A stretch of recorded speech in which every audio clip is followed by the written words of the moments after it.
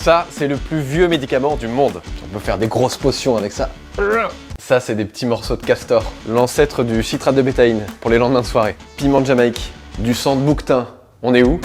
Regardez. Derrière moi, c'est l'Ordre national des pharmaciens. On est au 4 avenue Ruisdael à Paris, dans le 8e arrondissement. Alors, on dit avenue, cherchez pas une avenue.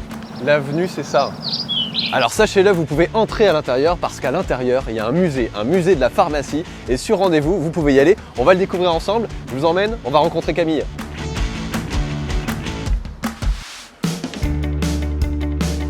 Bonjour Camille. Bonjour Paul. Merci de m'accueillir dans ce lieu magnifique. Je vous en prie. Qu'est-ce que c'est que ce bâtiment Alors c'est ce qu'on appelle le pavillon mauresque.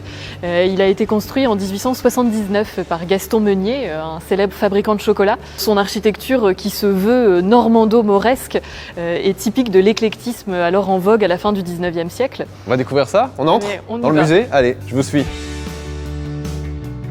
Alors ça c'est impressionnant, sur les différentes étagères, donc il y a des centaines de pots. Qu'est-ce que c'est? C'est ce qu'on appelle le droguier Meunier, qui a été créé par Jean-Antoine Brutus Meunier, qui est le grand-père de Gaston, et il était pharmacien avant d'être fabricant de chocolat. Et il a constitué ce droguier vers 1840. C'est une collection d'échantillons des ingrédients qu'on utilisait pour préparer les médicaments.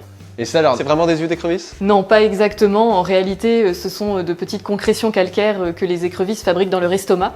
Et comme l'estomac est juste à côté de la tête, eh bien on a appelé ça des yeux d'écrevisse. Mais par contre, les cornes de cerf, c'est vraiment des cornes de cerf. C'est bien de la corne de cerf.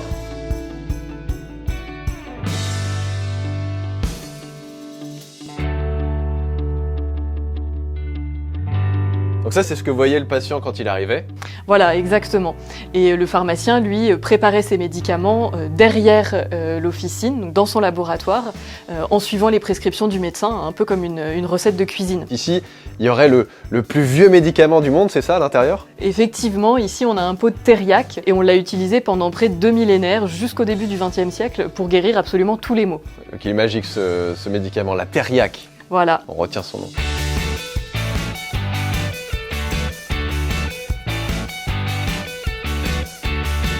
Je pensais que c'était du bois, apparemment c'est un vrai.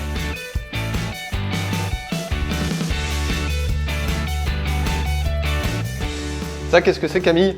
Alors ça, c'est une cacheteuse qu'on utilisait donc pour fabriquer les cachets, qui est une forme de médicament qu'on a inventé en 1872, qui permet un meilleur dosage et surtout de ne pas sentir le goût désagréable du médicament. Merci la cacheteuse. Et oui. Et ça? Et ça, c'est une machine qui servait à mélanger les poudres qui composent le médicament. Et il en reste encore à l'intérieur.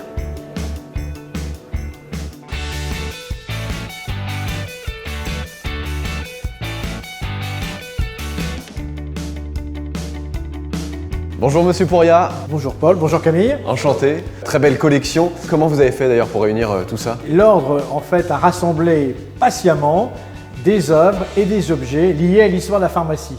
Depuis 2014, ils sont rassemblés dans un fonds de dotation. L'Ordre en assure à la fois la conservation, mais aussi la restauration. Et aujourd'hui, c'est plus de 21 000 objets qui sont rassemblés ici. Ça nous permet aussi de découvrir un peu ce qu'est finalement les origines du métier de la pharmacie, de mieux le comprendre. Tout à fait. Et pour le grand public, c'est important d'avoir cette transmission, de voir comment ce métier de la pharmacie a évolué. Eh ben merci beaucoup Monsieur Pouria et merci, à très bientôt. À vous. Hop, voilà, je vous encourage à venir découvrir ce lieu magique. C'est sur rendez-vous du lundi au vendredi et pour ça il y a un numéro de téléphone qui s'affiche et puis il y a un site internet qui s'affiche aussi. Tout s'affiche, c'est magnifique.